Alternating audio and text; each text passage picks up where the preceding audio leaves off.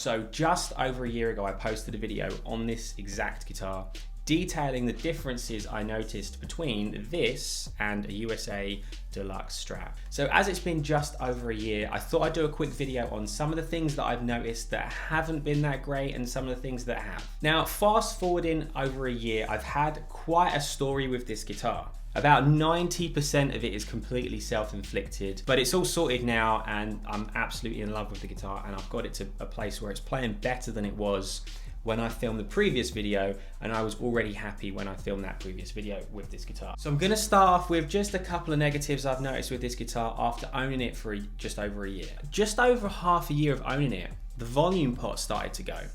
Now, this is actually something I've noticed with this guitar and my Indonesian Schecter, my other Indonesian Schecter, which is the PT Fastback, which I don't know if you can see is sitting over in the corner. So the volume pot started to crackle, and actually it ended up being okay. I took the knob off and I sprayed some Servoso on it, put the knob back on, and then it was fine.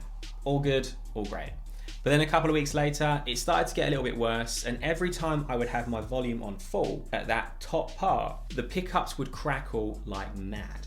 And it would be a guessing game as to whether today they were going to work and if they weren't. So this guitar became very unreliable for me, and to be honest, I didn't really use it that much for a good month or so. Now this gets me onto the part where I had some self-inflicted issues just due to some poor decisions and thinking I could cut a couple of corners. So my dad has actually built a couple of guitars. He has bought a couple of the guitar kits, and you know, where you buy the kit and you build it yourself. He's done a really good job. He's made 3 guitars and they all seem to play very nice and they look really good. So one day I had a thought, well, if I need to get a new volume pot, why don't I just ask my dad to install some new pickups as well? So I went over to Tom and I bought a Damasio for the neck, and I bought a Damasio for the bridge. And this one is a Damasio True Velvet in the neck, and this one is a Damasio Andy Timmons humbucker. But during the installation, my dad didn't realize, and I didn't actually mention, that this guitar is actually coil split. And I think he realized when he was installing the pickups that it was just out of his comfort zone and maybe a bit too much at still a beginner level. I also needed a new volume pot, but the volume pot that we installed actually was too big and the volume knob wouldn't sit flush to the guitar, which ended up meaning that I still ended up having issues with crackling on the volume when I turned it up and down, and also the volume sat quite high above the body of the guitar. So after not really playing the guitar for a while, I ended up taking it to a guitar tech called Stairway to Kevin in London, and thankfully everything's fine now. He balanced out the pickups, he's got them all working, got a new volume pot in there, and had a general setup. And there was quite a few things that needed to be set up. There wasn't really any relief in the neck, so I was getting a little bit of fret buzz up here when I would do a string bend, but everything is awesome now. So bearing in mind all of that pretty much is self-inflicted, if I had have taken this to a guitar tech straight away, I wouldn't really have had the issues that I ended up having with the guitar. This brings me on to the second issue with the guitar. This is so tiny, but I feel like it's worth mentioning. Every now and then when I'm doing some bending on string 2 or string 3, it hasn't actually happened for a couple of weeks, so all's good at the moment, but every now and then when I'm doing some bending, I will hear like a squeaking noise coming from the nut. So I've put some nut sauce on there, everything's tip top and shiny there, but it's still every now and then will do it. The guitar tech told me it's actually because you need to get staggered tuning pegs with this one. So the further they go up, where you get to like string 1 and string 2, where they're quite far away from the nut, ideally you kind of want the tuning peg to be raised just a bit so it's a completely straight line from the nut to the peg, so the string isn't coming back at an angle. And because it's coming back at an angle, it's just getting caught in the nut. Not really an issue, and I don't have tuning issues with this guitar either.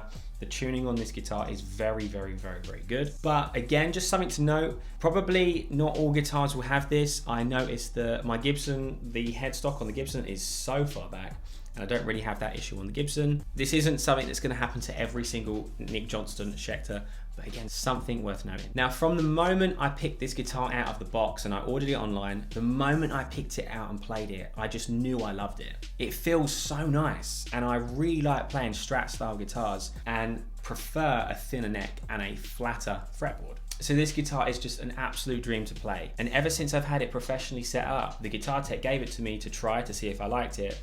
And it felt like a brand new version of this guitar. Now I've had it professionally set up, it really does not play like a guitar that is worth less than $1,000. It feels so sturdy, so strong. And I really like that in a guitar. It doesn't feel, when you hold it, even before you play anything, it doesn't feel like you're holding a guitar that is quite cheap.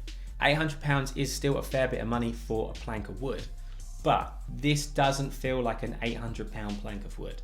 This feels like a very nice plank of wood. Also, I just wanted to mention that I didn't really change the pickups because I didn't like the pickups that were stock. I actually really liked them, and I've actually kept them just in case I ever want to use them in another guitar or want to change them back. I just wanted to try something different because I've never really changed pickups in a guitar, and I fancied it, so I went with it. Definitely not gutted that I did because I really like the tone that I'm getting from this guitar.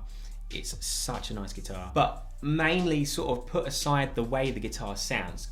The guitar sounds really nice, but sound is subjective, and also feel is subjective.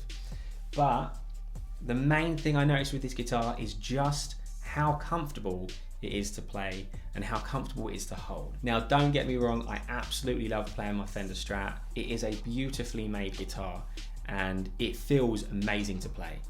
But for a guitar that's worth a lot less, this, you just cannot go wrong. Now, I mentioned this in my previous video, but this never gets old. The fact that the input jack is at the bottom of the guitar and not on the face.